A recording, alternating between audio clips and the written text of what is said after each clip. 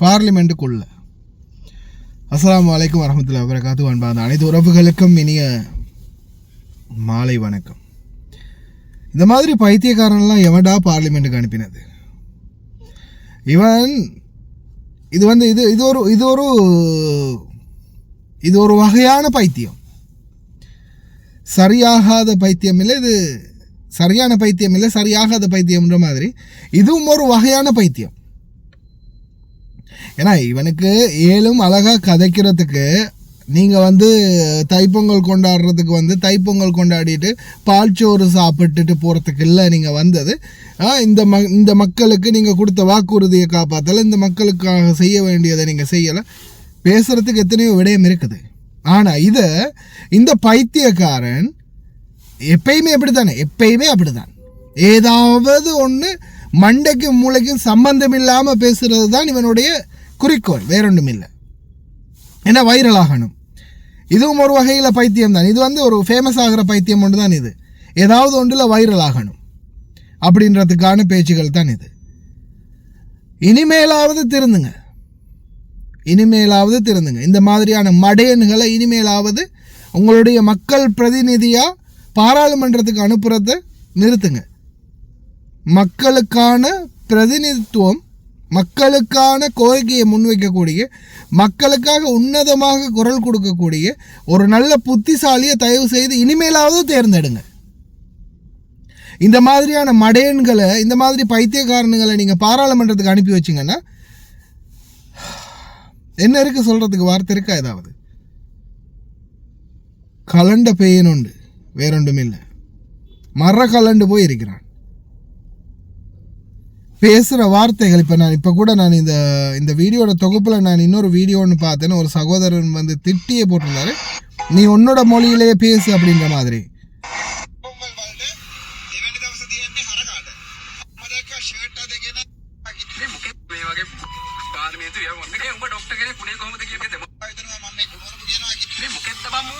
පාර්ලිමේන්තුවට එව්වේ මොකද්ද කියලා කියපල්ලකො. මේක මේ පාර්ලිමේන්තුවේ මේ වගේ පිස්සෙක් බං. පාර්ලිමේන්තුවේ ඇතුළෙත් මේ වගේම තමයි උඩ ළමයි ඉන්නවා. එතකොට මාධ්‍යවේදීෝ ඉන්නවා. ඉස්කෝල ළමයි එහෙම එනවනේ බං ඔය පාර්ලිමේන්තුව බලන්න. එතකොට ඒ ළමයි ඉස්සරහ කුණුහරුපගේ හිටිය වැරලෙන මේ වගේ පාර්ලිමේන්තුවේ එහෙම මේක උඹ ડોක්ටර් කෙනෙක් උනේ කොහොමද කියපේ දෙමව්පියෝ කොන්න කරපුණ ඉතින් වැරද්ද තමයි මේ වෙලා තියෙන්නේ. පුක කන්න ජනාධිපති කියලා. ඔකේ පුක කයි පරිසම් වල හිටපිට ඔකේ පුක කනවා වැඩි කාලේ නැතුව මිනිස්සු උඹ බලලා තියෙන්නේ. ඔකේ කොම් මීහරතේ යකෝ තොට සිංහල දෙමළ ජනතාවට තෝ නියෝජනය කරන්නේ. දෙමළ ජනතාව නියෝජනය කරනවා දෙමළෙන් කියපිය. තෝකේ කයිවාරු මේ අපේ සිංහල මිනිස්සුන්ට අහන්න උවමනාවක් නෑ. இந்த சகோதரர் சொல்ற மாதிரி நீ ஒரு தமிழ் மக்களுக்கான பிரதிநிதி, தமிழ் மக்களுக்காக குரல் கொடுக்க ஒரு பிரதிநிதி. நீ தமிழ்ல பேசேண்டா, நீ தமிழ்ல பேசு. தமிழ் மக்களுடைய பிரதிநிதி, நீ தமிழ்ல பேச. எதுக்கு சிங்கள மொழியில பேசணும்?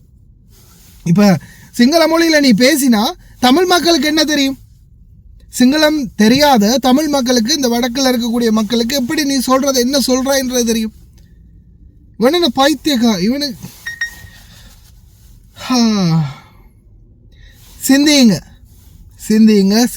சிந்திங்க. அண்டையிலேருந்து இன்னைக்கு வரைக்கும் ஒவ்வொரு சமூக ஆர்வலர்களும் ஒவ்வொருவரும் மக்களுக்காக தெரிவிக்கிற ஒரே ஒரு விடயம், சிந்தித்து செயல்படுங்க. இந்த மாதிரி மடையன்களை இன்னமும் தயவு செய்து தேர்ந்தெடுக்காதீங்க. நீங்கள் பாராளுமன்றத்துக்கு அனுப்புறதால இந்த மாதிரி மடையன்களை எல்லாம் உங்களுக்கு எதுவும் நடக்க போகிறதில்லை, எதுவும் கிடைக்க போகிறதும் இல்லை. ஏதாவது ஒன்று மக்களுக்கு பிரயோஜனமாக, மக்களுக்காகன்னு ஏதாவது ஒன்று இவ்வளவு காலத்துக்குள்ளேயும் அவனுடைய அவன் வைரல் ஆகிட்டு இருக்கிறான், அவ்வளவுதான். என்ன அவனை பற்றி பேசணும், அவனை பற்றி சோசியல் மீடியாவில் தொடர்ந்து பேசணும் அப்படின்றதுக்காக அவன் வைரல் ஆகிட்டு இருக்கிறான். அவனுடைய அந்த முட்டாள்தனத்தை இன்னும் அதிகரிச்சுக்கிட்டு இருக்கிறான். அவ்வளவுதான் நடக்குதே தவிர மக்களுக்காக நாம் எதுக்காக இந்த பாராளுமன்றத்துக்கு வந்தோம், எதற்காக இந்த மக்கள் நம்மளுக்கு வாக்களித்தாங்க, இதை பற்றின எந்த ஒரு சிந்தனையும் இல்லை. இவன் வந்து அந்த குரங்கட கையில் பூமாலையை கொடுத்தா என்ன செய்யும், அதே மாதிரி இந்த பைத்தியக்காரண்ட கையில் பதவியை கொடுத்தா என்ன நடக்கும்? அடே நல்ல வேலைடா, நீ ஒரு வேலை இதுக்காவது வந்தாய். டாக்டராக இருந்திருந்தால் பல பேரை கொண்டிருப்பான் போல இருக்க. இவன்கிட்ட ட்ரீட்மெண்ட்டுக்கு போயிருந்தா மக்கள் கடைசியில் மக்களும் பைத்தியமாக இருப்பாங்க. நல்ல வேலை இவன் வந்து இந்த பக்கம் வந்தது. ஆனால் இதோட மக்களே இவன் வைத்தியமும் இல்லை, இவன் வைத்தியனும் இல்லை. இவனுக்கிட்ட வைத்தியம் பார்த்தா மக்களுக்கு பைத்தியம் தான் பிடிக்கும். அதே மாதிரி பாராளுமன்றத்துக்கு அனுப்பினா குரங்குட கையில் பூமாலையை கொடுத்தா எனக்கு தான். அதனால் தயவு செய்து தமிழ் மக்களே இனிமேலாவது சிந்தித்து செயல்படுங்க. இந்த மாதிரி மடையன்களை பாராளுமன்றத்துக்கு அனுப்புறத தயவு செய்து தவிர்த்துக்கோங்க. உங்களுக்கான பிரதிநிதியை ஒரு நல்ல மனிதரை, மக்களுக்காக குரல் கொடுக்கக்கூடியவரை தேர்ந்தெடுத்து இனிமேலாவது பாராளுமன்றத்துக்கு அனுப்புங்க. இந்த மாதிரி பழம் பைத்தியக்காரர்களை அனுப்பி இன்னும் உங்களுக்கு கிடைக்க வேண்டிய உரிமைகளையும் உங்களுக்கு கிடைக்க வேண்டிய வாய்ப்புகளையும் தவற விட்டுக்கிட்டே இருக்காதீங்க. விழித்திரு தமிழா, விழித்திரு. இந்த மாதிரி பைத்தியக்காரன்கள்ட்ட இருந்து தூரமாகவே இரு. அப்போ தான் நம்ம வாழ்க்கையில் ஏதாவது ஒரு மாற்றம் நடக்கும்.